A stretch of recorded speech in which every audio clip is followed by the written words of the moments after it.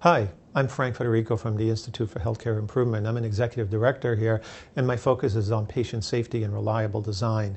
Welcome to the first of a 5-part series on IHI's reliable design methodology. What is reliability? What does it mean to you? Think of an example of a reliable process. You might think of maybe one of the fast food chains, or you might think of Starbucks. My example is I visited Starbucks on the West Coast, I visited Starbucks on the East Coast, and then I visited Starbucks in Edinburgh, Scotland. And in each case, I received the same service, the same coffee, and even the pastries were set up in the same way. There are other examples of reliable design as well. We might think of the computer industry and how reliable computers have become. We might think of how reliable our smartphones have become. We might look outside of other industries like other than healthcare, like the nuclear submarine industry, which are very highly reliable. Aircraft carriers, very highly reliable. We might also look at hotel services. Many of those are considered very highly reliable. Now, reliability only comes when it's designed deliberately that way. That is, all of the processes have a context into which they're applied, and everybody does it the same way. You might consider them standard operating procedures. So what makes these processes reliable? First, there's a deliberate design. When the processes are designed, someone and a team get together and think through what are all the steps that are necessary, and how do we develop standard operating procedures that get us to the endpoint of providing great service to our customers, to our patients. The entire team focuses on that reliability, and when things don't work well, they immediately work to improve on those processes. There's constant testing. They continually refine the processes until they get to a point where the processes are capable of giving them the results that they want. And there's also measurement. There's also constant review of how well is it working? Are we getting the results that we expected? Why is it that some processes are not reliable? There's individual autonomy. That is, when individuals who are involved in the process choose to do it their own way. We tend to focus on physicians primarily, but this is true for anybody in healthcare or anybody else in any of the processes that we are trying to focus on. When individuals choose not to use the standard operating procedure, they now become the variation in the process. In order to have reliable design, you have to reduce that variation. Now, there are times when somebody can do something different, but it's important for us to know why that's different. So even in the standardization, as we talk about developing standard operating procedures, one of the things we will always focus on is the patient, because we don't want to harm the patient by using something that is good for everybody else, but not necessarily for that patient. We tend to focus on benchmark performance.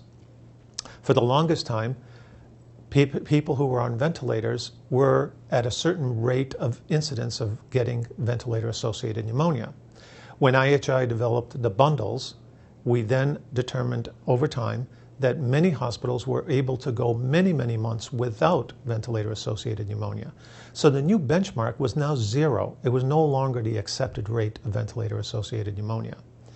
The other aspect that we worry about when we think about reliable design is an organization may have great outcomes, yet their processes are totally unreliable. And they may have great outcomes because somebody is being heroic, or they just may be lucky that things aren't going bad. So our query always is, if your outcomes are really that good, are your processes reliable to support those outcomes? Because if in fact those processes are not reliable, then your outcomes may not be true outcomes. We also, when we learn that something's not going well, we spend a lot of time of training, vigilance, and hard work.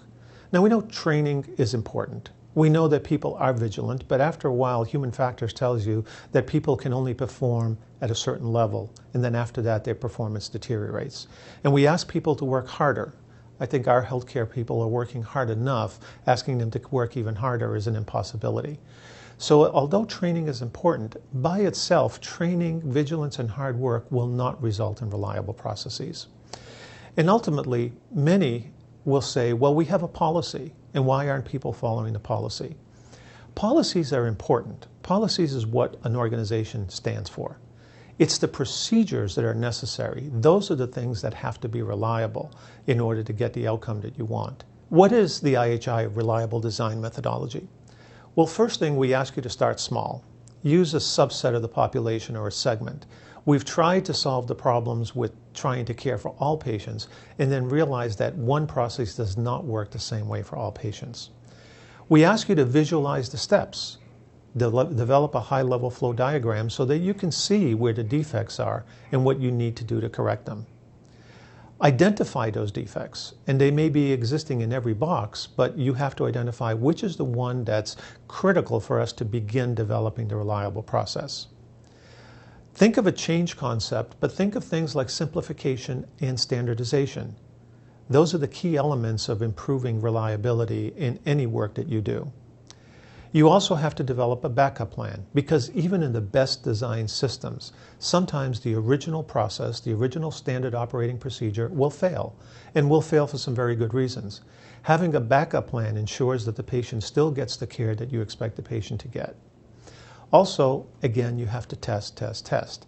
All of the processes require that you engage people at the front line, test the particular process that you thought of, and then refine it with what you've learned from that testing, which again is all accompanied by measurement, measurement, measurement. One thing to note about our design methodology, this is not intended for catastrophic processes. And by catastrophic processes, I mean when you're about to start surgery on a patient, you have to be right 100% of the time. You have to be able to start surgery on the right side. You can't start on the left shoulder if you're supposed to start on the right shoulder. If you're about to administer blood, the blood reaction when you have an incompatible blood type is significant and can cause death for the patient. So you have to be right 100% of the time when you're about to administer blood. Same with chemotherapy. The reliable design methodology works for non-catastrophic processes. These are processes where even if you fail, the patient is not going to be harmed in the next 3 to 4 hours or even the next day. That you have a recovery plan that would enable the patient to then receive the care that you want and the patient won't be harmed.